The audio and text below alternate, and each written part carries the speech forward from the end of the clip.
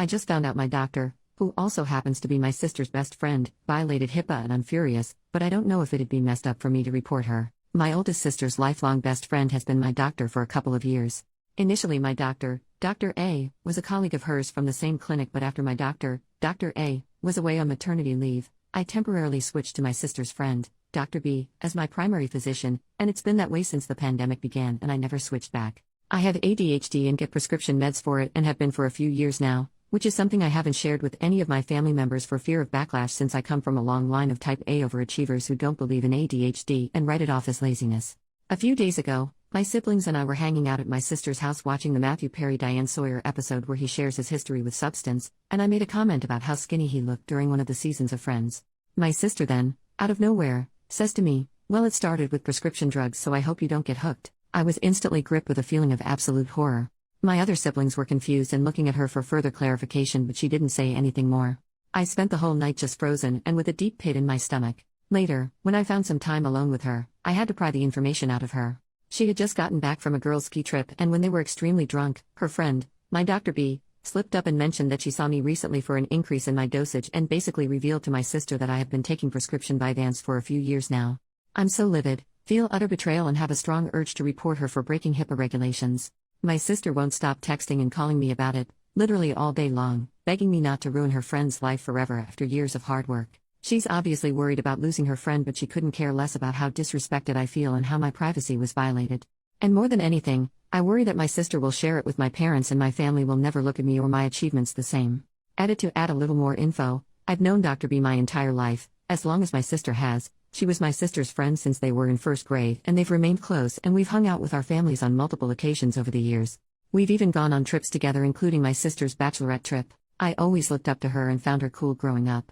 She and my sister both have kids around the same age and they're close as well. She currently brings in a bigger chunk of the income in their family and they rely on it, and my sister keeps reminding me that I'm also ruining 2 innocent children's lives in the process, which is the only thing I feel guilt about.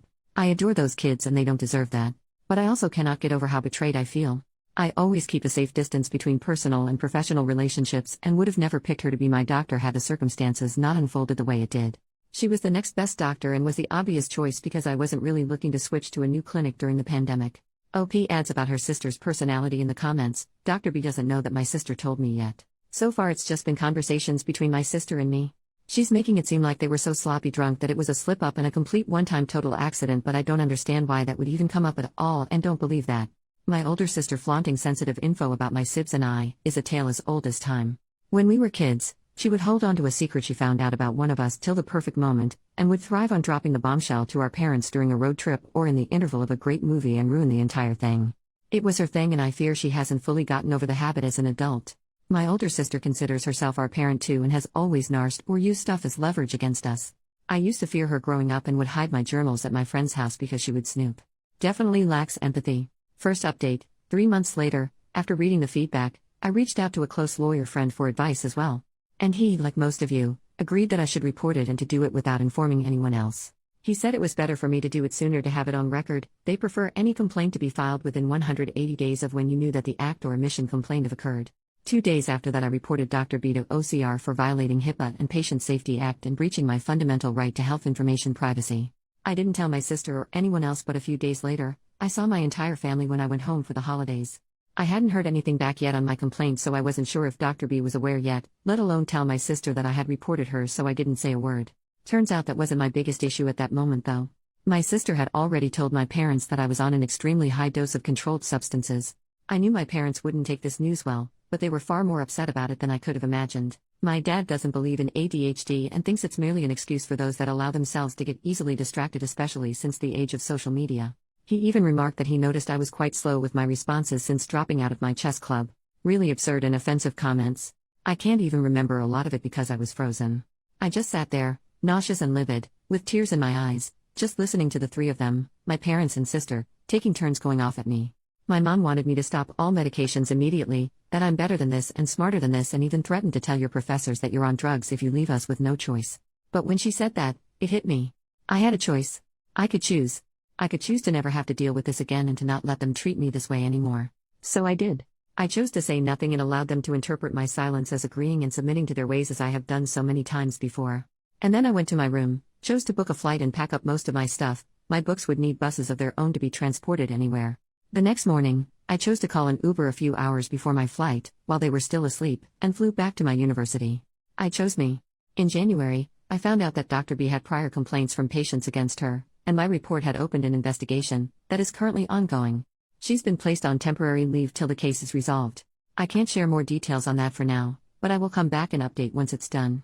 Relevant comments. Commenter 1. I also have ADHD and I studied neuroscience, partly because I wanted to understand.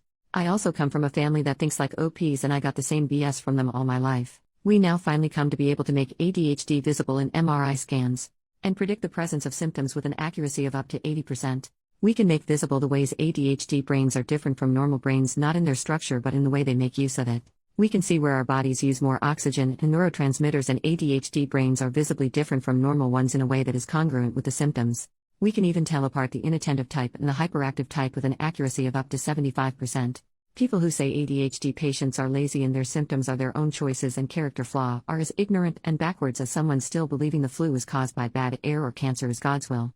If this family is so smart, they are doing a really good job at remaining ignorant. With all the evidence out there, they have to really choose not to read and educate themselves and become advocates for their child and sibling, but instead actively avoid the newest scientific evidence that their opinion is stupid and they have been crappy people all along.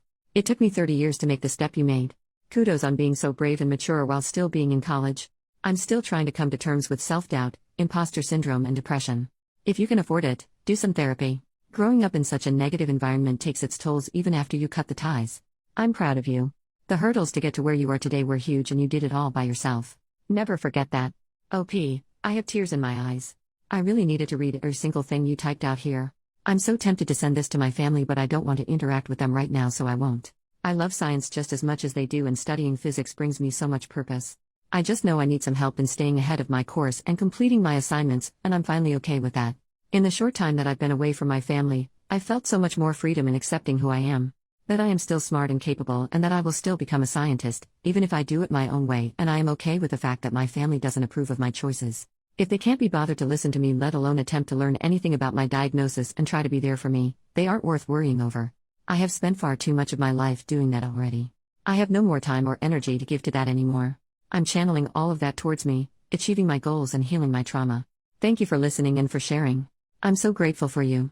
OP makes another post 3 weeks later. The worst part about going no contact with your sister, missing out on getting to hang out with your niece and nephew. I don't know how many of you have actually gone no contact with your family, especially to the extent that I have currently. But I'd love to hear any advice you might have.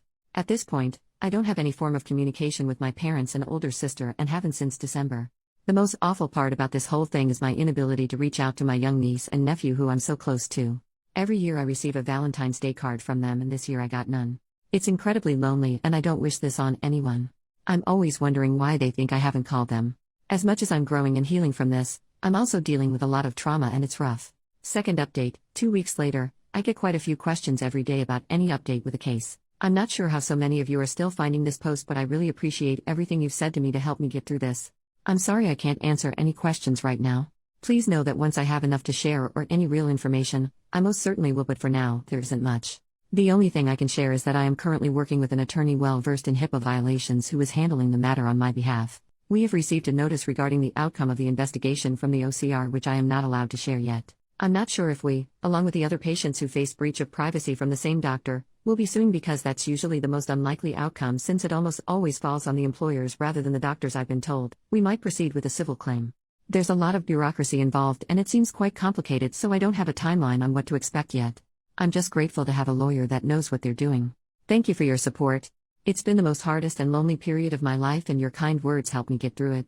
OP makes another post 1 month later. I just found out that my family cut me out of their insurance plan and I no longer have access to health coverage, including my prescription meds for ADHD or therapy, both of which I really need right now. What are my options? I'm a full-time student under the age of 26, and my health insurance so far had been included in my family's plan under dependent coverage extension. A few months ago I went no contact with my family after they found out I was on prescription Vyvanse for my ADHD, something they absolutely do not believe in and refused to support me. 2 weeks ago, I found out that they have taken me off their health plan and have pretty much left me to fend for myself. I haven't been able to get my meds this month and it has been awful. Since I study full-time, my only means of income is a part-time TA job on campus, which is currently on hold since the semester has ended, and some tutoring I do during my, very limited, Free time. I'm struggling and on the verge of a mental breakdown and could use any advice I can get. What options do I have to get some health coverage or any assistance whatsoever? Sorry if this has been hard to read, my eyes fill up with tears anytime I try to type this out. Final update, 2 weeks later. Hello everyone. I want to express my deepest gratitude to all of you who have reached out, offered advice or a safe space for me to be heard, and provided unwavering support during my time here. Your kindness has been a guiding light in what has been the absolute darkest time of my life. I was so incredibly lonely after making the difficult decision to go no contact with my family. However, amidst this awfully painful period that I wouldn't wish on anyone, I discovered a newfound sense of belonging provided by all of you compassionate strangers of Reddit. To those of you that were proud of me, I cried a long cry for every single time I read those words, and I will carry them with me till the very end. Science is my purpose here. I will rise again and hopefully help change this world for the better someday. As I embark on a healing journey, I've decided to take a step back from here. As someone navigating ADHD, I can sometimes become overwhelmed with feedback. Therapy has taught me the importance of focusing on my mental well-being, and given the financial challenges I'm facing and ongoing legal issues, I will be working 2 jobs to make ends meet and afford the healthcare and stability I need while I'm off from school. I cannot express how much your support has meant to me, but at this time, I must prioritize my responsibilities and take care of myself. Till I'm back, I want to leave you with a quote that resonates deeply within me: pass on the kindness of strangers, for they have the power to mend the broken and inspire the lost. From the bottom of my heart, I thank you for becoming the family I needed when I felt most alone. May your lives be overflowing with happiness, love, and success. Take care.